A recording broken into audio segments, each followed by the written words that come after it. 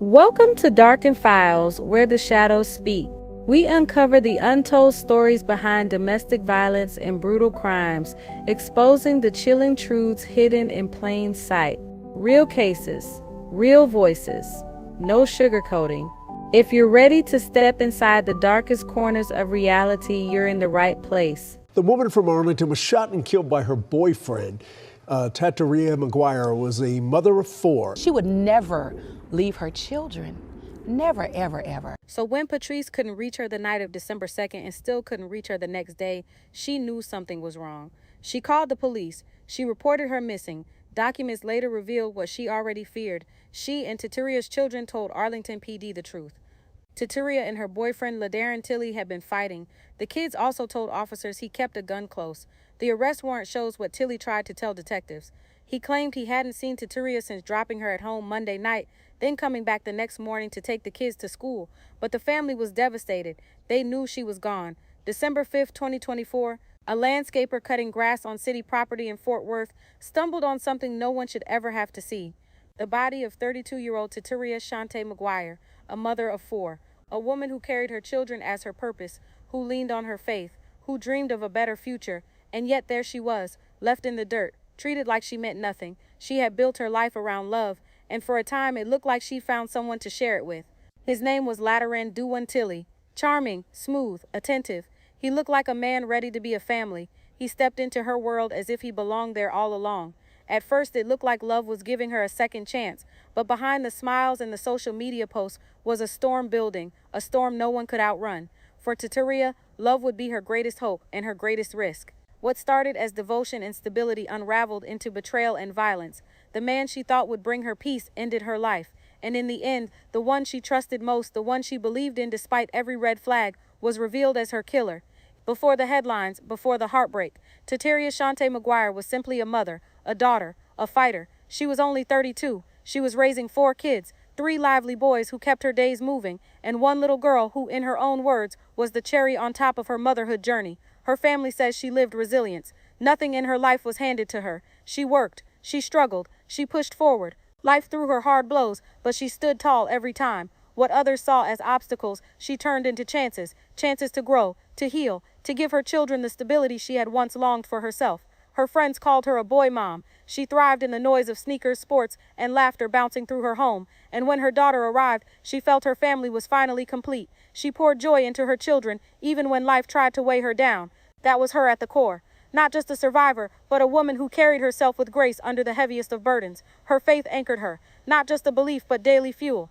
Most mornings began the same way, a call to her mother, Patrice. That bond kept her grounded through life's highs and lows. To Patrice, Teteria wasn't just her oldest daughter. She was her friend, her confidant, her anchor.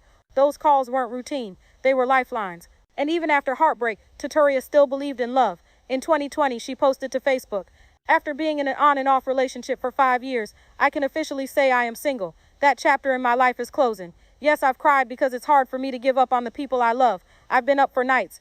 I've prayed and begged God to give me answers and directions because I was lost and felt like this was a mistake, because I wanted and was fighting to keep my family together for so long. But at what cost?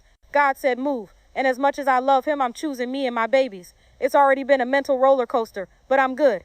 And now I don't want nobody. Me and my kids need a break to just focus on us. To my family and friends, sorry for pushing y'all away. But I promise I'm shaking back and no man will ever get me this load where I'm allowing and putting up with unnecessary stuff." Patrice and Patricia didn't raise no fool. What she wanted more than anything was peace, a calm life, a home where her kids could grow without fear, a breath without weight on her chest, a joy that lasted. She dreamed of that stability. She deserved it. But after all her prayers for peace, she opened her heart again to a man who promised everything and gave her nothing but pain. His name was Ladaren Dewan Tilly. Tall, smooth-talking, confident. He walked like he had it all figured out, like he was ready to be a partner, ready to be a father. To the outside world, he looked like the answer, the blessing she had been waiting for. He knew how to play the part. On social media, he was the perfect family man, cooking in the kitchen on Taco Tuesday. Kids laughing, helping stir the pots. Him posing as the family chef.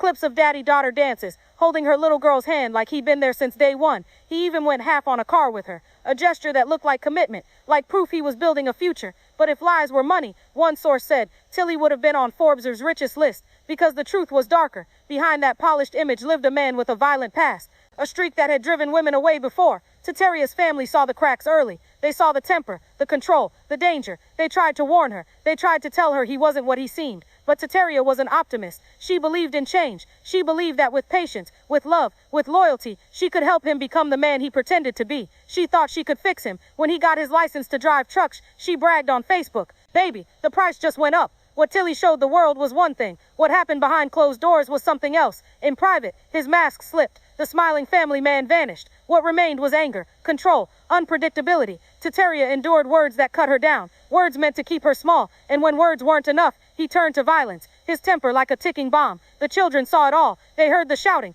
the slammed doors, the sound of their mother's pain. Their childhood became a witness to trauma. Publicly, Tilly smoothed it over. Smiles, flowers, promises. Small gestures that fooled outsiders, but every apology led back to the same place. More control, more violence, more fear. Her family saw her slipping. They saw her trying to hide it, trying to keep peace inside a storm. At times, they confronted him, told him it needed to stop. But his ego was too big, his pride too heavy. He wouldn't be held accountable. For Teteria, it became a cycle. Love, abuse, apology, repeat. She wanted to believe in redemption, wanted to believe the man on social media was the real Tilly. But redemption wasn't on his heart. What he gave her was fear, dressed up as love. And that fear was only growing, only pushing towards something worse. By late November 2024, outsiders still saw perfection. Her birthday dinner, laughter, photos of a smiling couple. On Facebook, she even thanked him for holding her together. On the surface, it looked like love. But underneath, the cracks were spreading into fault lines. Those closest to her say she was talking about leaving. She'd had enough. The bruises, the insults, the control. She wanted freedom. She wanted something better for her children. But for Tilly, the thought of losing her was unbearable. His ego couldn't take rejection. His violence was sharpening. He carried a gun, always nearby. To him, power was fear. The children felt it. They knew the tension.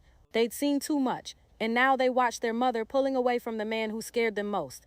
They hoped for change, but deep down they knew something was coming. Tetelia's optimism had carried her for years, believing she could fix him. But in those last weeks, she wasn't trying to fix Tilly anymore. She was preparing to survive without him. For a man like Tilly, her decision to leave was the spark that sealed her fate. The night of December 2nd, 2024, became the final chapter of Tetelia's life. It started inside her Arlington home, the place that should have been her safe space. Instead, it turned into the stage for her abduction. Her own children saw it all. They watched in horror as Tilly dragged their mother out of the house. She was barely dressed, stripped not only of her dignity but of her safety. The kids cried helpless as the man they once trusted revealed who he really was. Hours later, at dawn, Tilly came back alone. He moved through the house like nothing had happened. He got the kids ready for school. He lied coldly, saying their mother was with their grandmother. But the children knew better. They had seen him take her. They had seen her fear. Now she was gone. That morning, Patrice waited for her daughter's daily call. It never came. The silence cut deep. On December 3rd, the phone never rang, and Patrice knew something was wrong. She kept calling. No answer. By evening, panic turned into action. The family filed a missing persons report. Police came for a welfare check, but there was no trace of her, only the gnawing fear that something terrible had already happened. Patrice went to Facebook, posting, "This is my oldest daughter, and she is missing. I need your help. She has been missing since Monday 12, 2024. Teteria McGuire was last in the Irving, Texas area, and her phone was last pinged in the Garland, Texas area. Any information about her whereabouts, please contact Arlington Police Department. Thanks." Investigators began digging. They turned to Tilly. He claimed she had left the house alone that night, said he hadn't seen her since, but his story didn't hold, because Teteria's children held the truth, and their voices broke through his lies.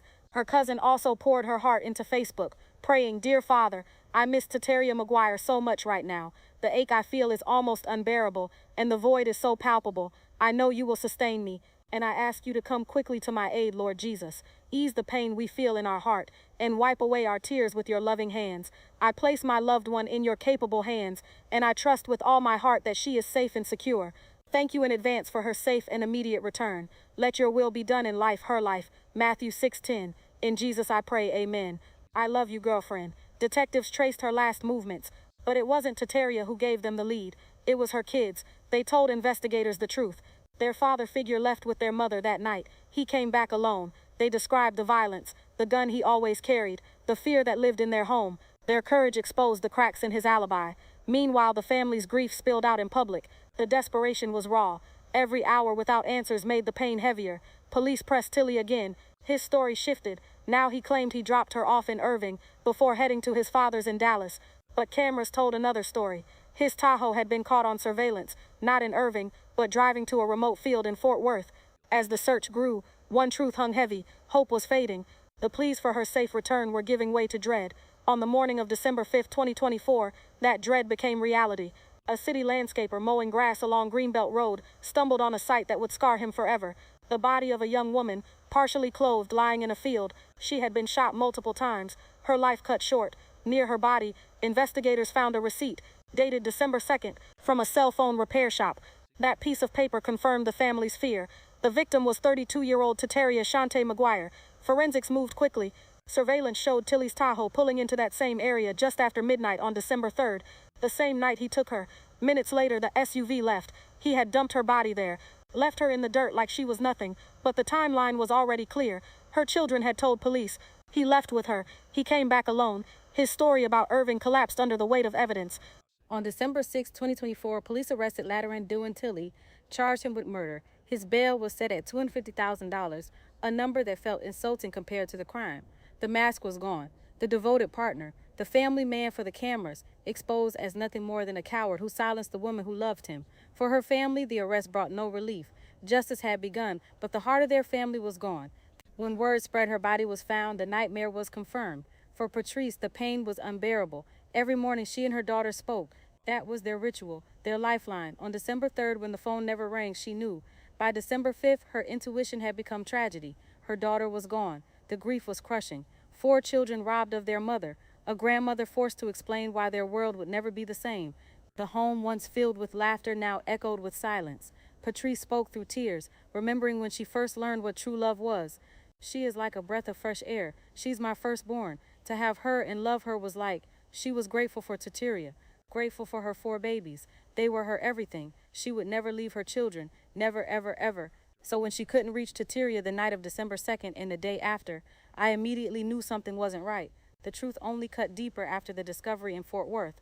Documents showed she was shot multiple times. She was partially clothed, Tilly's vehicle placed at the scene. Patrice knew her daughter had been planning to leave. She even shared a photo of Teteria with her children joining a church just the day before she was killed. In that moment, Teteria had written, "Those babies need me, and I have to do everything in my power to keep them protected, and I will."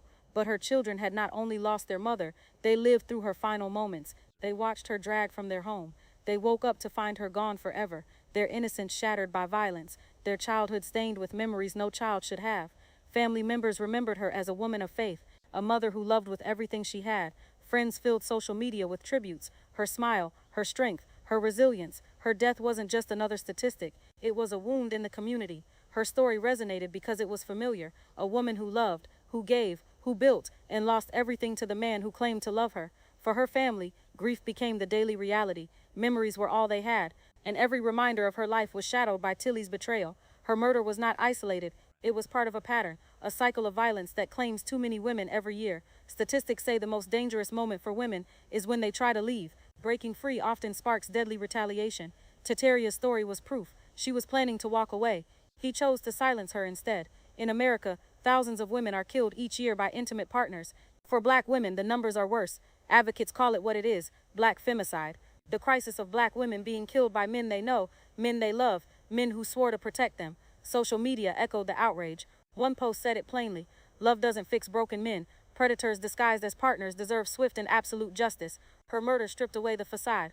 The man who posed for TikToks, the man who played family man, was the same man who carried a gun, the same man who abused her behind closed doors, the same man who killed her when she tried to leave. Her story isn't just one tragedy. It's a warning. A society that excuses violence leaves women vulnerable until it's too late. On December 6, 2024, the system began its work. Tilly was charged. The evidence was heavy. Prosecutors prepared their case. The courts would decide his fate. In Texas, punishment can be harsh. Some were already calling for the death penalty. But for her family, no sentence could heal this. The trial might decide his future, but it couldn't restore what he stole. Legal justice is slow. Filings, hearings, trials. But the justice Teteria deserved is bigger than that. It's a justice that ensures no woman, no child has to carry this pain again. Her loved ones remember her as more than a victim. She was a boy mom who thrived in the chaos of sneakers and sports. She was a woman of faith who rejoiced when her daughter came to complete her family. She was determined. She was hopeful. Her life cannot be reduced to violence. It was filled with love, but her death forces us to face the truth. Too many women, especially black women, are killed by the men they trust. Too many voices are silenced when they try to walk away. Her murder is not just a tragedy for one family, it's a warning for us all. As the legal process moves forward, nothing can fix what's broken. The court can hand down a sentence, but it cannot give 4 children their mother back. What we can do is keep her name alive. Teteria Shante McGuire was not discarded in that field. She was a mother, a daughter, a friend, a woman who deserved peace, safety, and life. Her story is a call to action, a reminder that love cannot fix broken men, that protecting women must be a priority, not an afterthought. For Teteria and for every family living this nightmare, justice must mean change.